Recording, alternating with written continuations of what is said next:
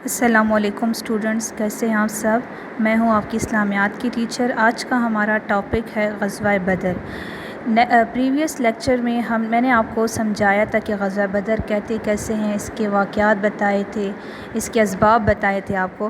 اس lecture میں ہم جو ہے اس کی ریڈنگ کریں گے اور اس کی وضاحت کریں گے، جیسے کہ آپ لوگ کلاس میں کرتے تھے۔ اس کی وضاحت کے ساتھ ہم پڑھیں گے کہ اس کا مطلب کیا ہے، یہ غزوہ کیوں ہوا تھا، اس کی وجہ کیا تھی، کیونکہ آپ کو سمجھ تو آ گئی ہوگی، لیکن آپ بک کے ساتھ جب دوبارہ ریڈنگ کریں گے تو وہ اور بھی آسان ہو جائے گی آپ لوگوں کے لیے۔ سب سے آتے ہیں اب اپنے ٹاپک کی طرف۔ آج کا ہمارا ٹاپک ہے غزوہ بدر۔ جیسے کہ میں نے آپ کو پہلے بھی بتایا تھا کہ نبوت کے بعد آپ صلی اللہ علیہ وآلہ وسلم نے اسلام کو پھیلانے کے لیے بہت کوشش کی۔ کفار آپ صلی اللہ علیہ وآلہ وسلم کے دشمن بن گئے تھے۔ آپ صلی اللہ علیہ وآلہ وسلم کو طرح طرح کی تکلیفیں دی گئی، ان کے ساتھ جنگیں لڑی گئی۔ ان میں سے کچھ جنگوں میں آپ صلی اللہ علیہ وآلہ وسلم نے خود شرکت کی تھی، اور کچھ جنگوں میں آپ صلی اللہ علیہ وآلہ وسلم نے اپنی جگہ صحابہ کرام رضی اللہ عنہ کو سپہ سالار بنا کر بھیجا تھا۔ اب ان جنگوں میں سے ایک جنگ غزوہ بدر تھی، جس میں آپ صلی اللہ علیہ وآلہ وسلم نے خود شرکت کی تھی۔ اب آتے ہیں اپنی ریڈنگ کی طرف۔ آپ سب کے ہاتھ میں پینسلز ہونا ضروری ہے۔ سب سے پہلے ہمارے پاس ہے غزوہ بدر ہجرت کے دوسرے سال 17 رمضان المبارک کو پیش آیا۔ اپنے پاس آپ ہائی لائٹ کر لیں 17 رمضان المبارک، کہ آپ کو یاد رہے۔ غزوہ بدر ہجرت کے دوسرے سال 17 رمضان المبارک کو پیش آیا۔ کفار مکہ اور مسلمانوں کے مابین یہ پہلی باقاعدہ جنگ تھی، مطلب ان کے درمیان یہ پہلی باقاعدہ جنگ ہوئی تھی۔ اس لڑائی کو غزوہ اس لیے کہا جاتا ہے کیونکہ اس میں نبی کریم صلی اللہ علیہ وآلہ وسلم نے خود شرکت کی۔ ایسی لڑائی جن میں آپ صلی اللہ علیہ وآلہ وسلم نے خود شرکت کی ہو، بلکہ کسی صحابہ کو سپہ سالار بنا کر بھیجا ہو، اسے سریہ کہتے ہیں۔ بدر ایک مقام کا نام ہے جو مدینہ منورہ سے تقریباً 130 کلومیٹر کے فاصلے پر ہے۔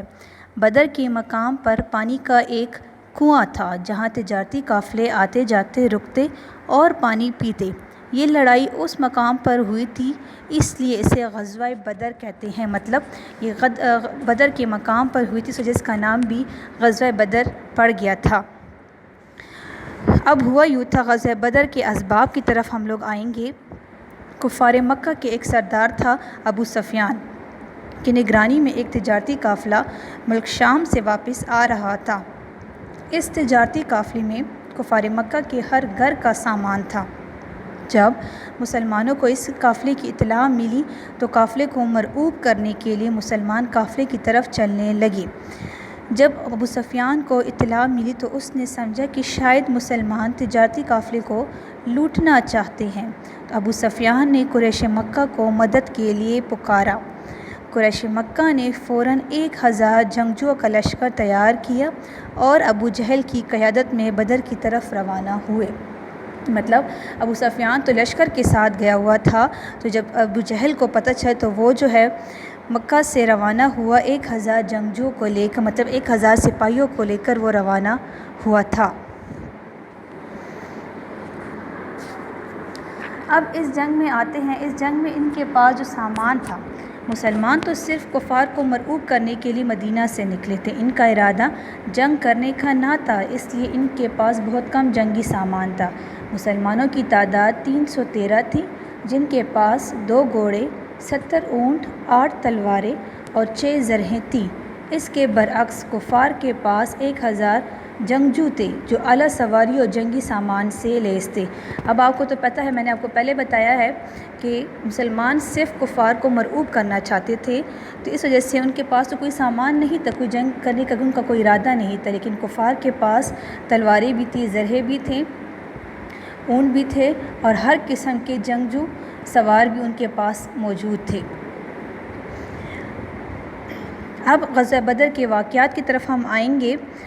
بدر کے میدان میں جہاں مسلمانوں نے پڑاؤ ڈالا تھا، مطلب جہاں وہ رکے تھے، وہ ایک ریگستانی علاقہ تھا، وہاں پہ ہر جگہ ریت ہی ریت تھی، اور اس جگہ پانی موجود نہ تھا، کیونکہ آپ کو پتہ ہے کہ ریگستان میں پانی نہیں ہوتا۔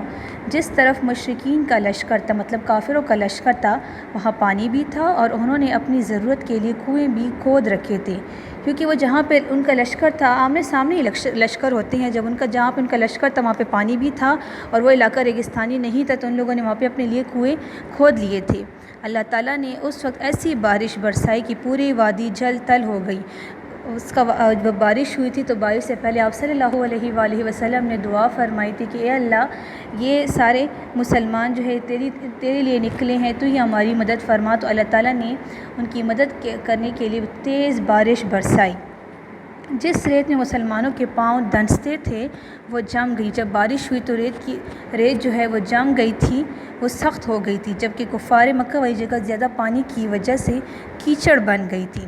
نبی کریم صلی اللہ علیہ وآلہ وسلم نے مسلمانوں کی کم تعداد کو دیکھ کر اللہ تعالیٰ کے حضور دعا فرمائی کہ اے پروردگار، یہ بے سر و سامان مجاہد، بے سر و سامان کا مطلب کہ ان کے پاس کچھ بھی نہیں ہے، نہ سامان ہے نہ خوراک ہے، کچھ بھی ان کے پاس نہیں ہے۔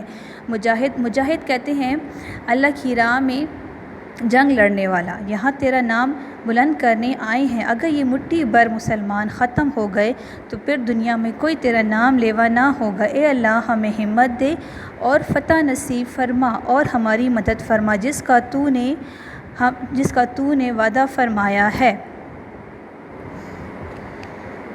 آپ صلی اللہ علیہ وآلہ وسلم نے مسلمانوں کی صف بندی فرمائی۔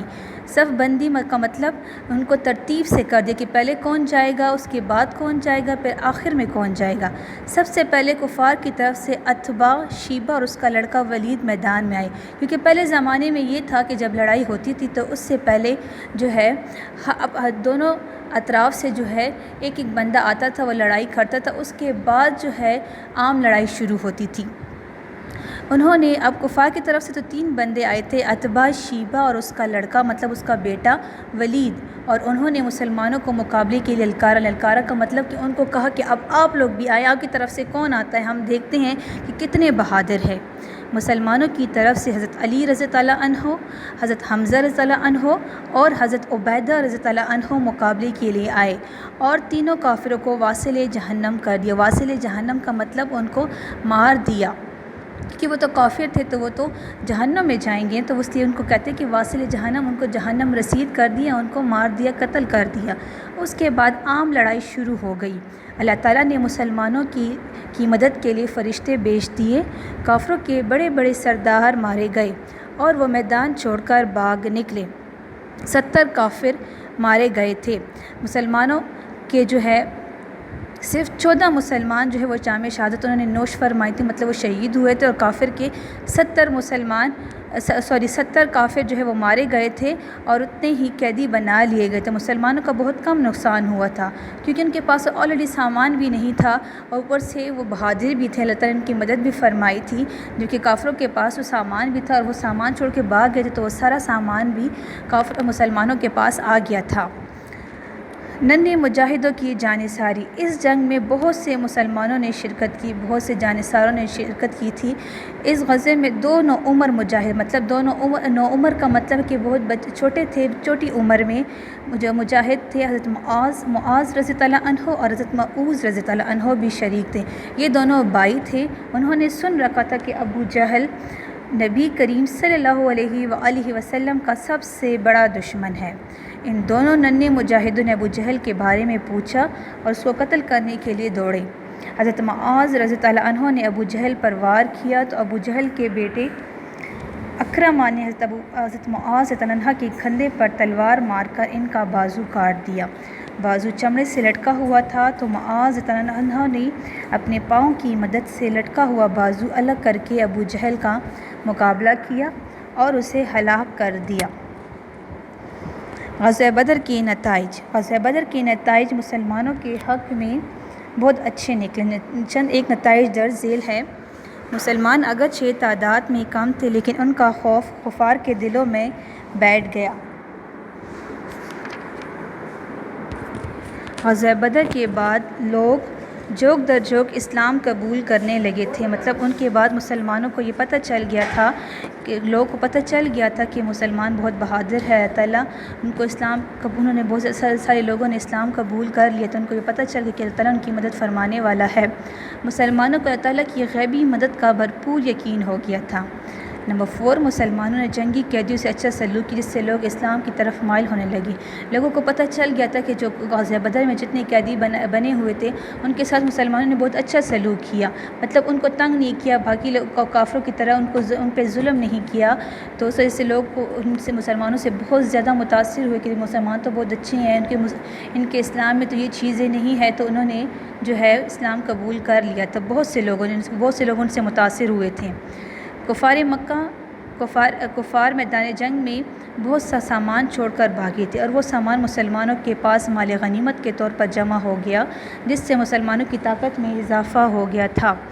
اب آپ کو میں نے پہلے بھی بتایا کہ مسلمانوں کے پاس جو ہے مال غنیمت جمع ہو گیا تھا۔ مال غنیمت وہ مال ہوتا ہے جو جنگ میں رہ جاتا تھا، جو ہارنے والی ٹیم ہوتی تھی وہ ان سے سامان رہ جاتا تھا، اس کو مال غنیمت کہتے ہیں۔